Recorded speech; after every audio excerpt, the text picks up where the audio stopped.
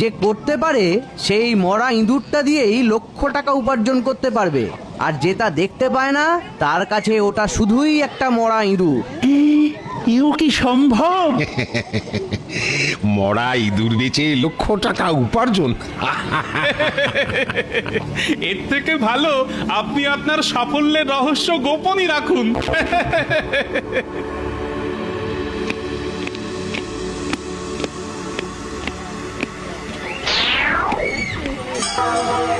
একটা রাজ্যের কোষাধ্যক্ষ ভুল কথা বলতে পারেন কি? দেখি না ভাগ্যে কি আছে।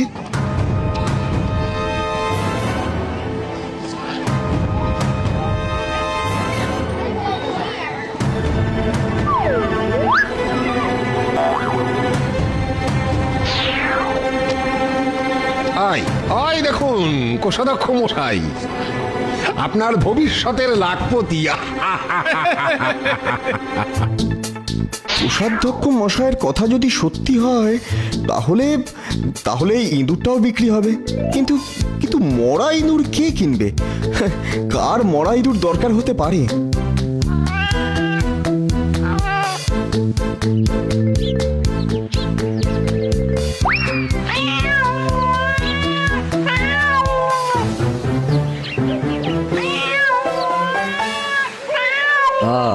এই ব্যাপার মশাই, এই ইঁদুরটি কি আমাকে বিক্রি করবেন? আপনি কিনবেন? হ্যাঁ, মনে হচ্ছে আমার ওই বেড়ালের ওই মরা ইঁদুরটাই পছন্দ, ওটার জন্য 1 পয়সা দিতে পারি। তাহলে তাহলে কোষাধ্যক্ষ মশাই যা বলে গেলেন তা তো ফলতে চলেছে। ভগবান ভগবান মুখ তুলে কি চাইবেন এবার? হ্যাঁ, নিশ্চয় বিক্রি করব। এই নিন।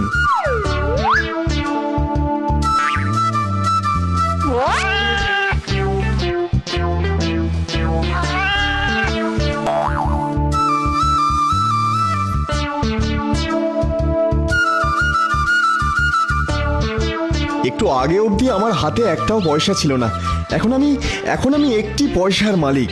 কিন্তু কিন্তু এটাকে খরচ করব না। আজ কোনো রকমের জল খেয়ে কাটিয়ে দিই, কাল 1 পয়সার ফুল কিনে মন্দিরে বসবো। হ্যাঁ,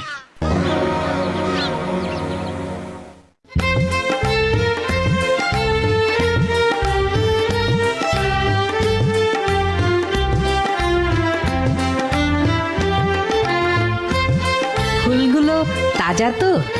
আমি তাজা ফুল ছাড়া বেচবো কেন? আমি ঠকাই না।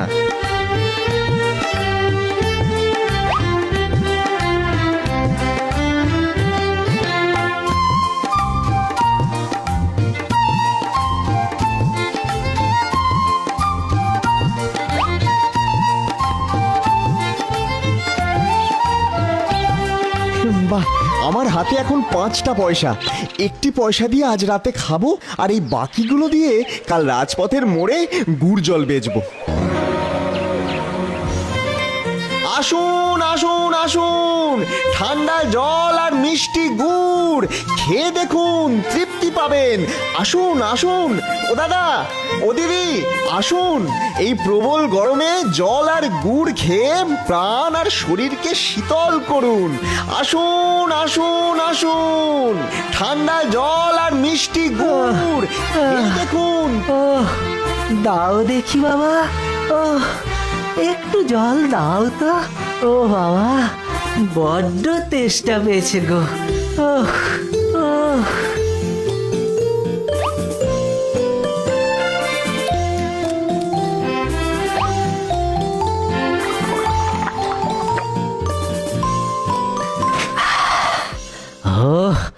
শান্তি।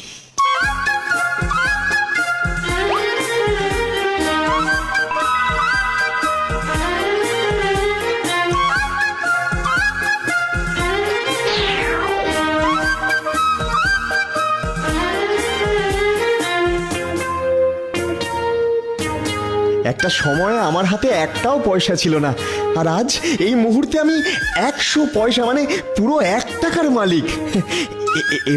এবার ভাবতে হবে আর কিভাবে জীবনকে এগিয়ে নিয়ে যাব। কাল সকালে ভাবা যাবে, এখন একটু গাছতলায় বসে গড়িয়ে নিই।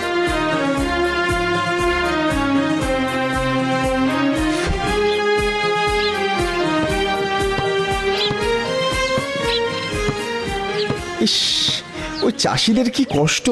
না না, ওদেরকে কিছুটা গুড় আর জল খাইয়ে আসি, যাই।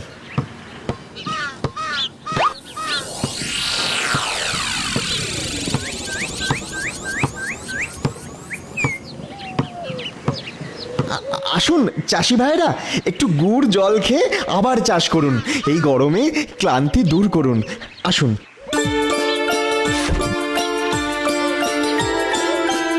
না না না না, কোনো বিনিময় মূল্য লাগবে না। আপনারা চাষ করেন বলেই তো আমরা খেতে পাই। এটা এটা আমার আপনাদের প্রতি দক্ষিণা। দয়া করে আমাকে সেবা করার সুযোগ দিন। তুমি কে গো বাবা, কে? তোমার তো দেখছি অনেক দয়া বাবা। আমাদের কথা তো কেউ এভাবে ভাবে না।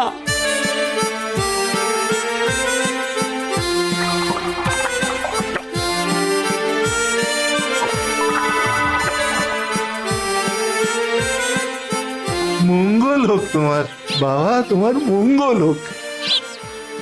আমরা তোমার কি উপকারে লাগতে পারি? যখন প্রয়োজন পড়বে আমি সাহায্যের জন্য আপনাদের কাছে আসব। এখন বিদায় দিন।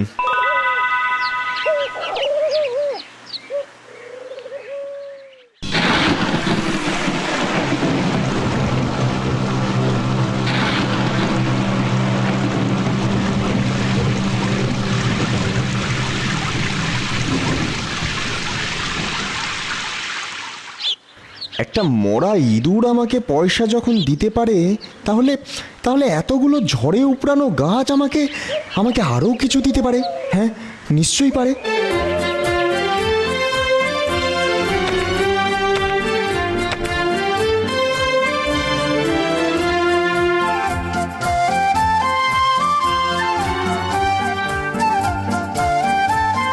যেভাবেই হোক বিকেলের মধ্যে এই হাঁড়িগুলো রাজবাড়িতে পাঠাতে হবে, কিন্তু আরো বেশি আগুন করতে গেলে তো আরো বেশি কাঠ লাগবে।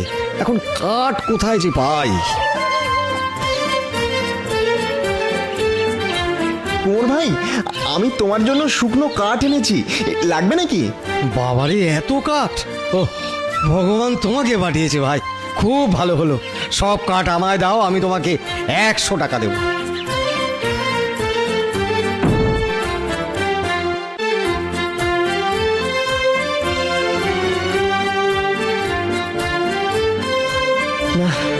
না, আজকে আর বাজারের দিকে না গিয়ে একটু শহরের বাইরে যাই, দেখি ওদিকে কোনো কিছু খবর পাই কিনা। ওরে ওরে, চল চল চল চল, সন্ধে হয়ে যাবে, চল। শহরে পৌঁছলেই তোরা খাবার পাবি। চল চল চল বাবা, চল। এখানে সন্ধে নামলে যে ডাকাতের হাতে পড়বো রে বাবা। চল চল চল।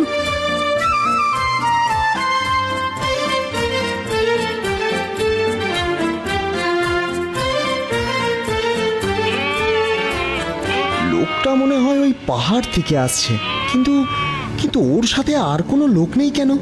10টা গাধা নিয়ে একাই বেরিয়েছে। ওই পাহাড়েই তো শুনেছি সোনার খনি আছে। তাহলে কি ব্যাপারটা দেখতে হচ্ছে। আচ্ছা আচ্ছা, আপনি মনে হচ্ছে খুব সমস্যায় পড়েছেন না? হ্যাঁ ভাই, কি আর বলি, আমার 10টা গাধা আজ 3 দিন অভুক্ত। কোথাও ঘাস বিচালি কিচ্ছু নেই। ভালো ঘাস বিচালির খুব দরকার, তুমি সন্ধান দিতে পারো ভাই? হ্যাঁ, বেশ কিছুটা এগোলেই শহর, ওখানে গেলেই আপনি সব পাবেন। তাহলে তো ভালোই হলো। তুমি যদি আমাকে কিছু ভালো ঘাস এনে দিতে পারো, তাহলে আমি তোমাকে 10টা সোনার মোহর দেবো।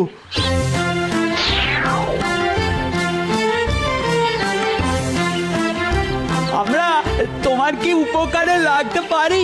যখন প্রয়োজন পড়বে আমি সাহায্যের জন্য আপনাদের কাছে আসব। আমি তোমাকে 100টা মোহর দেবো। না, আপনার একটা গাধা আর থলি পেলে আমি এক্ষুনি ঘাসের ব্যবস্থা করতে পারি, আর আর আপনাকে নিরাপদে শহরে পৌঁছে দিতেও পারি। মানে এই থলিগুলোতে কি আছে বলে তোমার মনে হয়? আমি বুঝতে পেরেছি ওতে কি আছে, কিন্তু কিন্তু আমি চোর বা ডাকাত নই, তাই তাই আপনি নিশ্চিন্ত থাকুন। এখানে সন্ধে হয়ে গেলে ডাকাতেরা সব নিয়ে নেবে, তার থেকে ওর কথা মানাই ভালো। ঠিক আছে, তাহলে তুমি এক্ষুনি বেশ কিছু ঘাসের ব্যবস্থা করো। এক্ষুনি যাও। আপনি নিশ্চিন্তে থাকুন, তাজা ঘাস বিচালি আমি নিয়ে আসবো।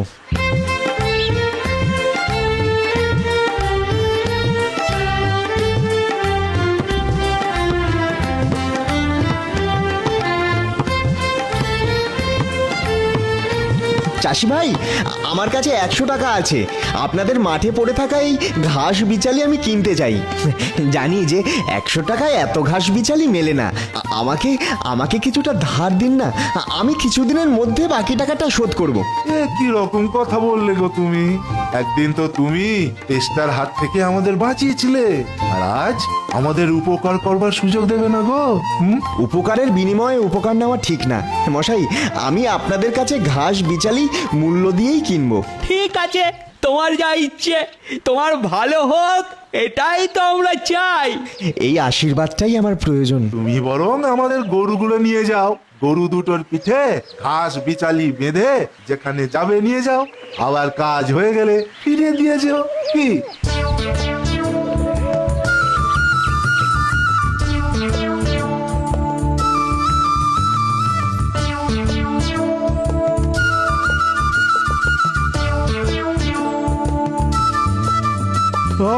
বাঁচালে ভাই, তুমি বাঁচালে। আমার গাধাগুলো তাজা ঘাস বিচালি খেয়ে প্রাণে বাঁচলো। আমার কথা মতো এই গাধা আর তার সোনার বস্তা এখন থেকে তোমার। এই নাও। চলুন চলুন আপনাকে শহরে পৌঁছে দিই। তাহলে তাহলে ওই কোষাধ্যক্ষ মশাইয়ের কথাই সত্যি হলো।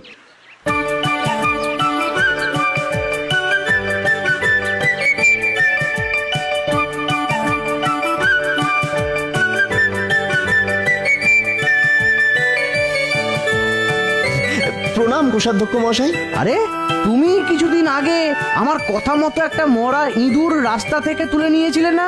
হ্যাঁ, আমি সেই যুবক। সেদিন বাজারে আপনার দেখানো মরা ইঁদুর বেচে আজ আমি 2 বস্তা সোনার মালিক। আমি আজ যা হয়েছি তা আপনার দেখানো পথে। তাই আমি আমার উপার্জনের অর্ধেক আপনাকে গুরুদক্ষিণা দিতে চাই। আপনি স্বীকার করুন। সাধু সাধু সাধু সাধু, আমি এই ধরনের মানুষের খোঁজই করছিলাম, যে উদ্যমী, সৎ এবং পরিশ্রমী। মন্ত্রীমশাই, আমার বয়স হয়েছে। একজন সৎ মানুষের হাতে রাজ্যের রাজকোষের ভার দিয়ে আমি অবসর নিতে চাই। আপনার বিচক্ষণতায় আমি ধন্য। মহারাজকে বলে আমি যুবকের নিয়োগের ব্যবস্থা করব। সেদিন আপনার কথা যারা শুনেছিল তাদের মধ্যে একমাত্র এই যুবকই সে কথা বিশ্বাস করে গিয়েছিল। আর তারই জন্য আমার ভাগ্যের চাকা আমি ঘোরাতে পেরেছি। ভগবান তোমার মঙ্গল করুক, ভগবান তোমার মঙ্গল করুক।